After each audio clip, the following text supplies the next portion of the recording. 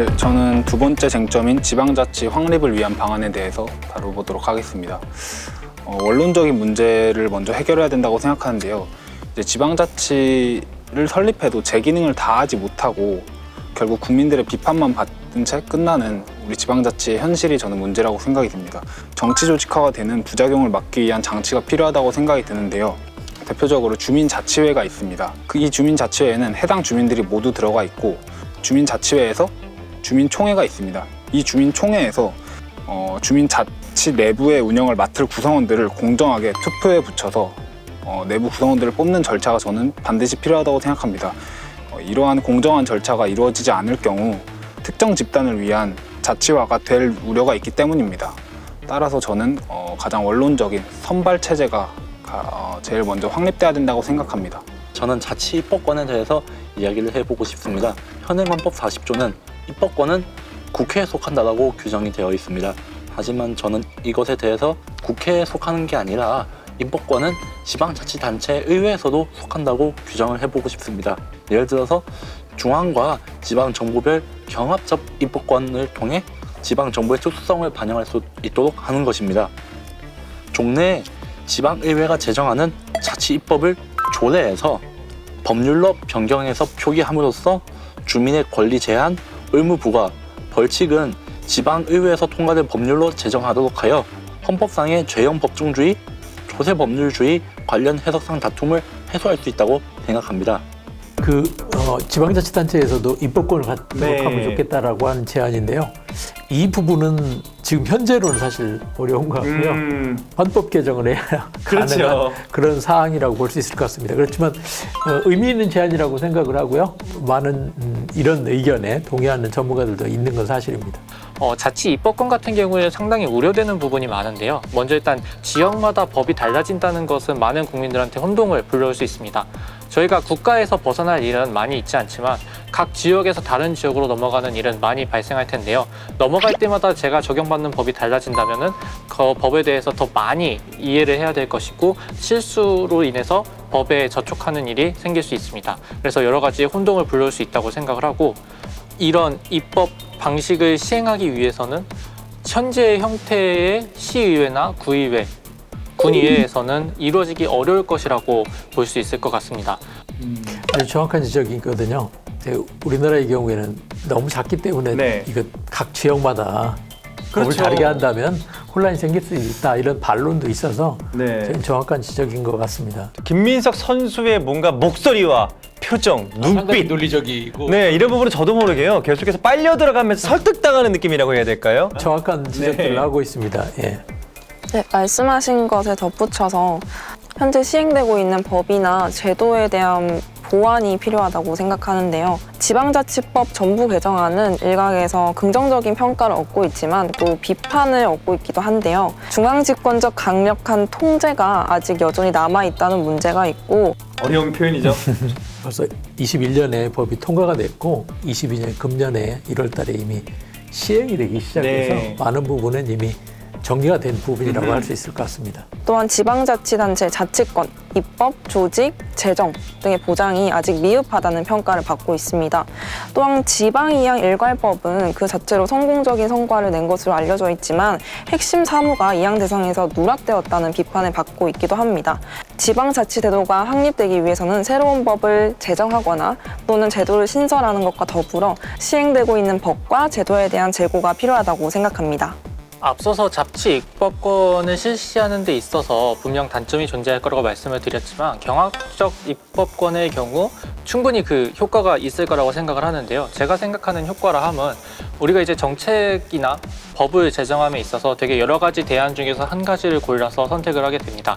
근데 이제 그렇게 되다 보면은 가지 않은 길에 대한 어떤 평가를 내리기 굉장히 어려운데 여러 지역에서 서로 다른 법을 제정함으로써 그 성과를 지켜본다면은 그 법 중에 어떤 법이 실제로 더 효과적인지에 대해서 판단할 수 있을 것이고 이 과정에서 법이 좀 더 나은 방향으로 나아갈 수 있을 거라고 기대할 수 있을 것 것 같습니다. 하지만 앞서 말씀드렸던 것처럼 자치 입법권을 당장 시행하기에는 여러 가지 부작용이 있기 때문에 그 부분이 먼저 해결되어야 될 거라고 생각을 하고요.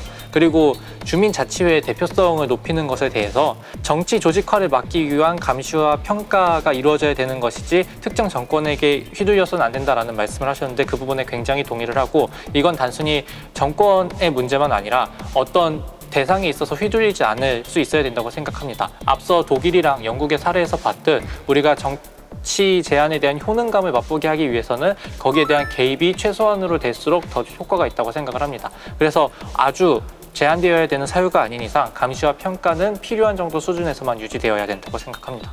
아주 중요한 논리죠. 네. 방금 다양한 실험을 할 수 있다라고 하는 것이 이제 지방자치를 주장하는 큰 논리 중에 하나거든요.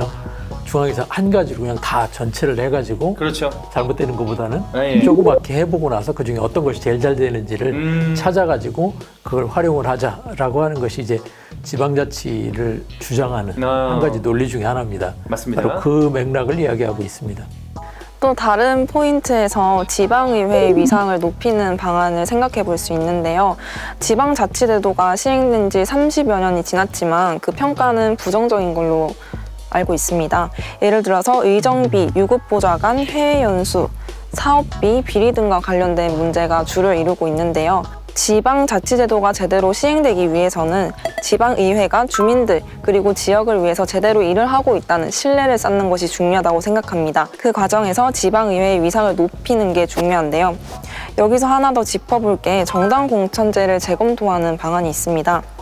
공천을 둘러싼 금품 수수 의 원인이 되고 지방선거에서 정당의 과도한 개입의 원인이 되기도 하고 지역주의 심화의 원인이 되기도 하는 이 정당 공천제를 재검토함으로써 지방의회 위상을 높이는 방안을 검토해 볼 수 있습니다. 아이템 사용하겠습니다.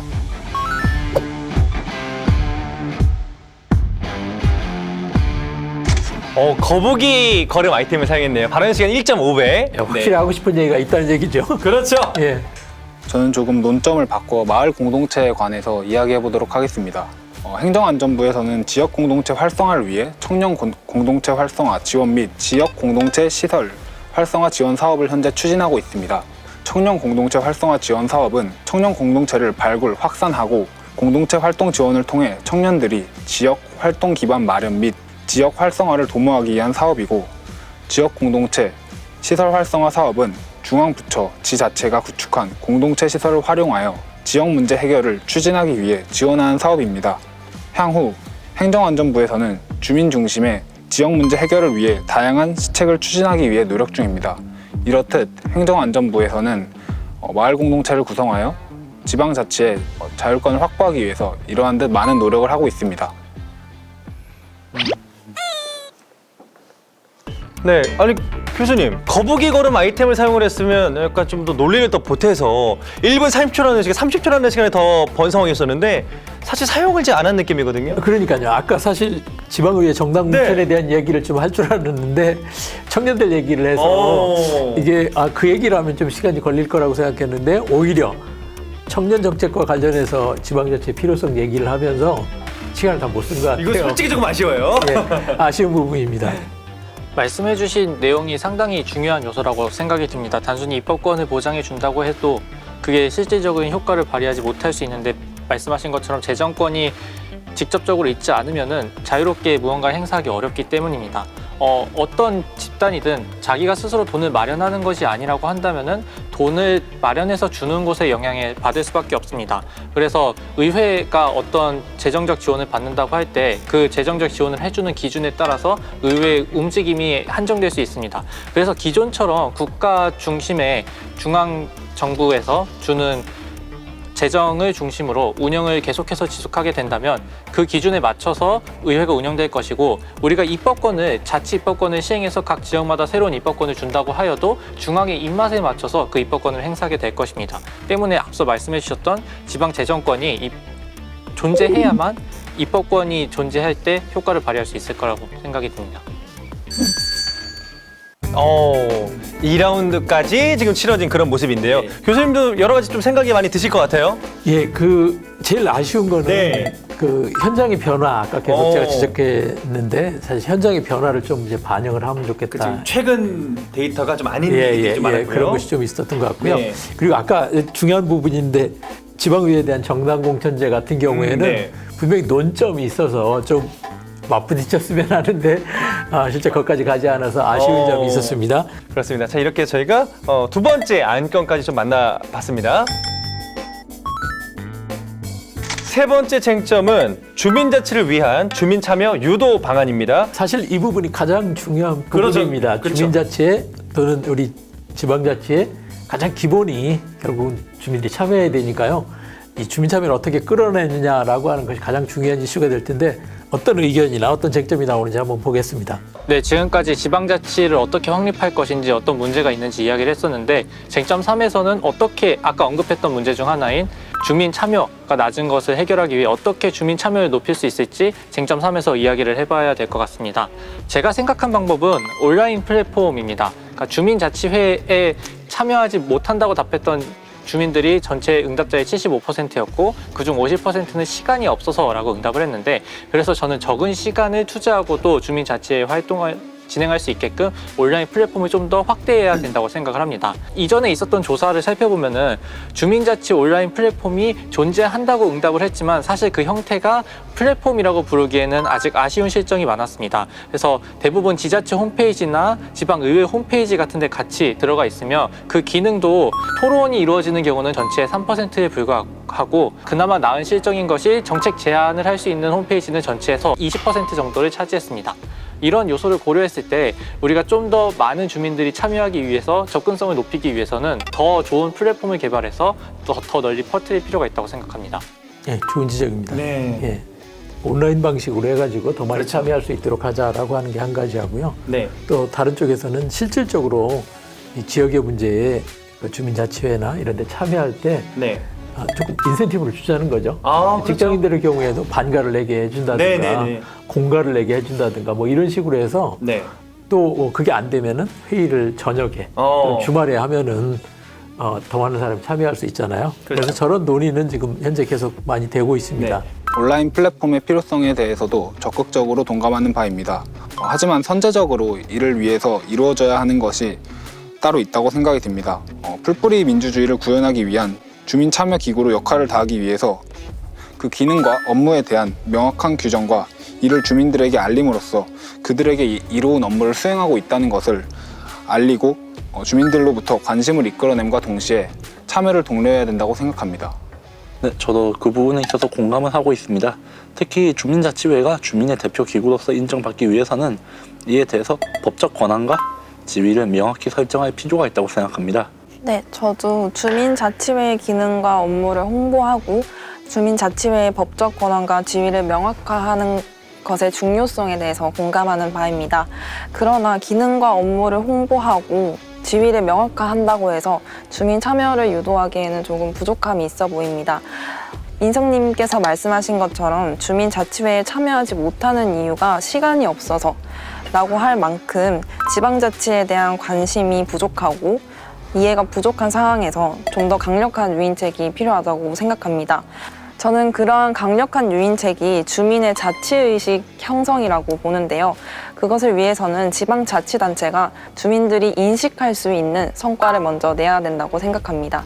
그래서 규제 완화, 주민 생활 편의 증진 등 파급 효과가 큰 기능을 중심으로 지역 주민의 체감도를 높일 수 있는 정책을 또는 제도를 시행할 필요가 있을 것 같습니다. 계속 거듭해서 언급하셨던 부분이 업무와 기능을 알리면서 참여를 유도할 수 있도록 홍보해야 된다는 말씀을 해주셨는데 제가 앞서 말한 플랫폼이 이러한 역할을 해줄 수 있을 것이라고 기대합니다. 추가적으로 더 많은 기능을 넣기를 원하고 있는데 그중 하나는 다른 지역에 대한 정보도 열람할 수 있도록 하나의 플랫폼으로 전체 정보를 열람할 수 있도록 하는 것입니다.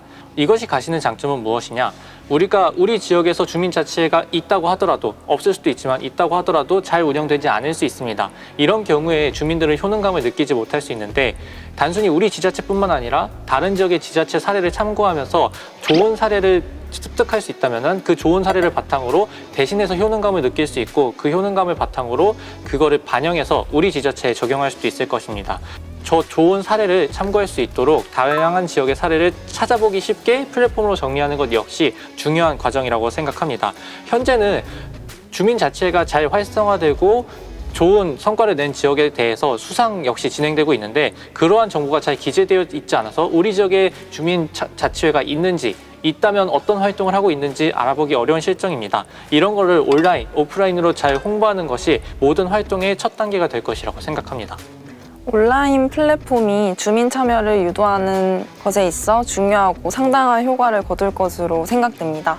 하지만 노년층과 고령 인구도 고려를 해야 되는데요. 노년층 및 고령 인구도 참여가 가능하게 장비 지원 및 교육이 함께 이루어져야 될 것 같습니다. 네, 말씀하신 부분 역시 동의하는 바이기 때문에 저는 온라인 플랫폼뿐만 아니라 오프라인 홍보 역시 이루어져야 된다고 생각합니다. 기존의 경우 주민자치회는 주로 플랜카드 등을 활용하여 홍보하고 있는 것으로 알려져 있는데요. 단순히 플랜카드만을 붙일 것이 아니라 구청 게시판이라든가 지역 게시판 등을 좀 더 적극적으로 활용할 필요가 있고 그를 통해서 온라인을 활동하지 못하는 사람들이라도 좀 더 정보를 찾아볼 수 있도록 더 많은 게시판을 활용해서 정보를 전달할 필요가 있다고 생각합니다. 아주 중요한 지적이죠. 사실은 온라인 쪽으로만 가면 제일 어려운 이제 분들이 어르신들이죠. 그렇죠. 예. 사실 스마트폰 잘 안 보인다고 그러거든요.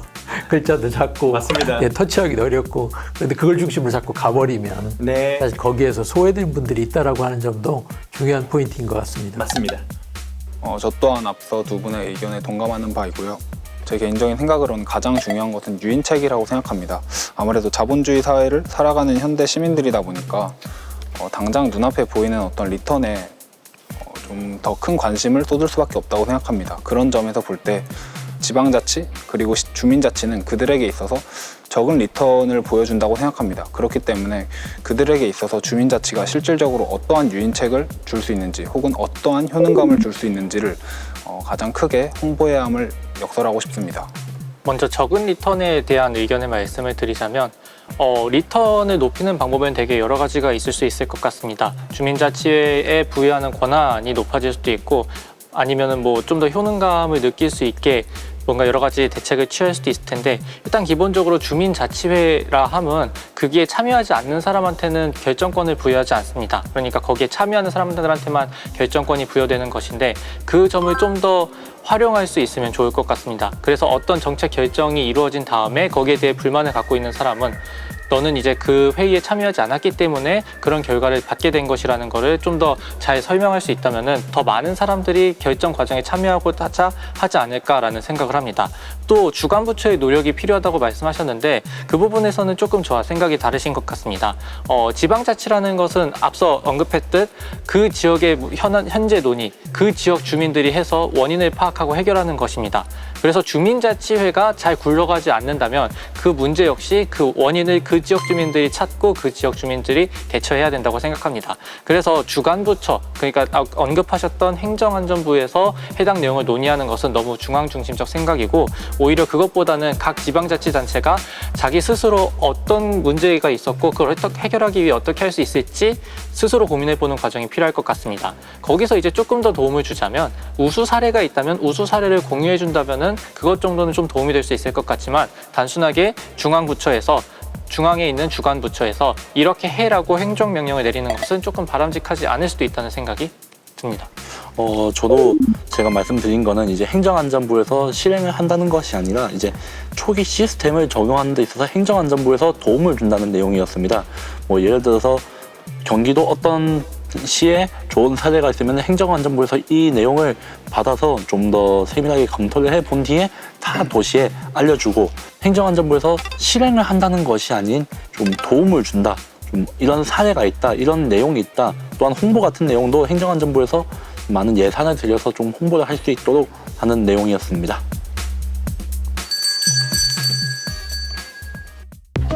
아까 잠깐 말씀드린 것처럼 사실 참여자들이 전부 청년이잖아요. 그렇죠. 그러니까 청년의 입장에서 지방자치나 주민자치에 관해서 좀 하고 싶은 얘기가 있었을 것 같은데 네. 군데군데 나왔는데 이제 좀 깊이를 못 나간 것 같아요. 좀 구체적인 제안도 있고 그렇죠. 또 현실적으로 필요한 네. 거에 대한 문제 제기도 있었으면 좋겠는데 조금 그 부분은 아쉬웠던 것 어. 같습니다. 우리 주민자치 자체가 그렇죠. 예, 역사가 짧고 또 우리 학생들, 청년들이 학교에서 자치, 학생자치나 이런 경험을 좀 더 했으면 좋았을 텐데 그런 네. 경험이 없는 상태에서 지역에서 직접 주민자치에 들어가서 활동한다라는 것은 아직 조금 어려움이 있을 것 같습니다. 경험의 한계가 있어서요. 맞습니다. 젊은이들이 있는 패기 뭐 이런 것들이 좀 보여줄 수도 있는데 그런 부분은 좀 다소 아쉬웠다는 좀 평가를 좀 해주셨고요. 네, 잠시 쉬는 시간 동안 선수들의 의견을 함께 모아 선언문을 모두 작성을 했다고 합니다. 지방자치 그 활성화를 위해 어떤 방안을 이야기할지 궁금합니다. 예, 기대가 되네요. 한번 들어보겠습니다. 네, 지금까지 지방자치 활성화를 위한 논의를 이어왔는데요. 마무리하는 시간을 가져보면 좋을 것 같습니다. 지방자치는 주민자치회 시범 운영, 자치분권위원회 설치, 지방자치법 전면 개정 등 지역 실정에 맞는 각종 사업을 추진하고 행정 서비스의 수준을 향상했고 활성화했다는 등의 긍정적인 평가를 받지만 지방자치와 주민자치의 지역 간 편차 발생 그리고 주민자치회에 대한 인식 부족 등 여전히 미흡한 점이 존재하고 있는 실정입니다. 자치 입법권이 1998년 시행 32년 만에 2020년 다시 전부 개정되어 큰 의의가 있다고 저희 모두 생각하였습니다. 하지만 여전히 실효성 측면에서 보면 한계는 존재한다고 판단하였습니다. 중앙지방협력회의의 신설 규정은 긍정적으로 보나 회의가 심사 기능밖에 여전히 갖지 못해 결과에 대한 구속력이 없다고 생각하였고 이 경우 정작 쟁점 사안에 대해서는 그저 한낱 말잔치로 끝날 가능성이 있다고 걱정하였습니다. 또한 주민조례 발안제에 대해 의회에 조례를 재개정 폐지할 것을 청구하도록 하는데 그치는 게 아니라 주민들이 직접 조례안을 낼 수 있는 수준까지 가야지 진정한 의미의 발안이라고 생각하였습니다. 재정 개정을 폐지하는 게 그치는 데 아니라 적극적으로 의견을 개진하여 발의할 수 있도록 도움을 줄 수 있는 시스템이 조금 더 마련이 돼야 된다고 생각했습니다. 실제로 지역에 따라서는 고등학생부터 주민자치에 네. 참여할 수 있도록 그렇게 하는 데도 있습니다. 사례도 있고요. 또 앞에도 잠깐 나왔지만 지금 주민자치회 같은 경우에는 대부분 임기가 2년이고요. 한 번 연임할 수 있도록 하는 아하. 데가 많아요. 그러니까 네. 많아야 4년 그렇죠. 딱 정해져서 그 이상 못하도록 더 많은 사람이 참여할 수 있도록 이렇게 제도를 하고 있는 경우도 많이 있어서 이미 지금 문제점을 잘 지적을 한 것 같고 거기에 대한 대응들도 나타나고 있는 것 같습니다. 그렇습니다. 네, 저희는 또한 제도 개선의 측면에 대해서도 합의를 하였습니다. 내용은 지방자치법 개정을 통해 주민자치회 관련 규정을 신설할 경우 설치 근거를 명확히 할 수가 있으며 보다 상세한 규정은 각 지방자치단체의 자치법규로 위임하여 지역 특색을 살릴 수 있다고 합의를 하였습니다. 그뿐만 아니라 주민자치회 설치 운영에 관한 단일법의 제정으로 주민자치위원회가 법적 단체가 되어 주민자치회의 위상과 시기를 높일 수 있다는 장점이 있다고 합의를 하였습니다. 그리고 또한 앞서 모두가 동의했듯이 현재 주민자치회가 활성화되지 못한 가장 큰 문제는 주민들의 관심이 부족하다는 것입니다. 하여 주민 참여를 유도할 수 있도록 더 많은 역할과 기능을 홍보하고 플랫폼을 통하여 해당 홍보를 더 강화할 뿐만 아니라 타 지역 우수 사례를 공유하여 각각의 지역에서 우수한 경험을 모든 지역으로 전파될 수 있도록 노력하고 그 과정을 통해 효능감이 높아질 수 있도록 조치를 취해야 할 것입니다. 더 나아가 주민들의 관심이 이루어졌다면 그 이후에는 교육 등의 절차를 통해서 더 많은 기능을 주민자치회에서 수행할 수 있도록 나아가야 될 것입니다. 이러한 조치들은 주민자치, 더 나아가 지방자치를 활성화하는 데 도움이 될 것이라고 생각합니다. 네, 그럼 여기까지 오늘의 토의 마무리하도록 하겠습니다. 모두 고생하셨습니다. 고생하셨습니다.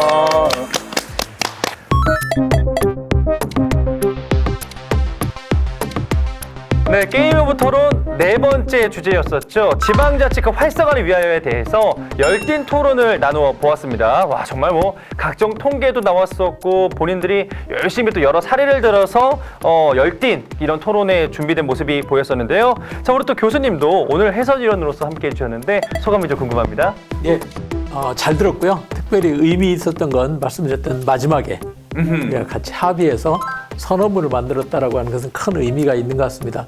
지방자치나 주민자치는 내용이 어떻든 간에 이렇게 주민들이 합의하는 거거든요. 그럼요. 예, 서로 합의해서 공감하고 그것을 같이 실천해 나가는 것 자체가 자치이기 때문에 가장 그 자치의 필수적인 또는 근본적인 모습을 우리 청년 학생들이 보여주었다고 생각합니다.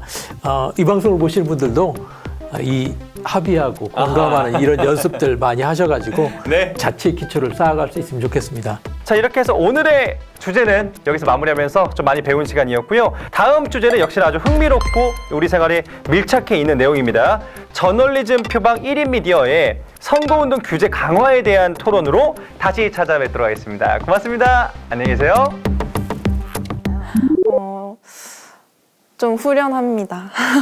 사실 토론 때문에 일주일간 조금 스트레스를 받았었는데, 근데 스트레스가 날아갈 만큼 굉장히 좋은 정보도 많이 얻고 가는 것 같고, 저한테는 굉장히 유익한 시간이었던 것 같습니다. 저한테 되게 좋은 시간이었던 것 같아요. 잘 모르는 개념에 대해서 새로 많이 알게 되기도 했고, 워낙 이 분야에 아는 게 많은 분들에 대한 지식을 좀 듣기도 했고, 그리고 이제 같이 진행하셨던 세빈님께서 많은 자료를 주셔서 좀 많은 것을 알아갈 수 있는 좋은 시간이 됐던 것 같아서 좋습니다.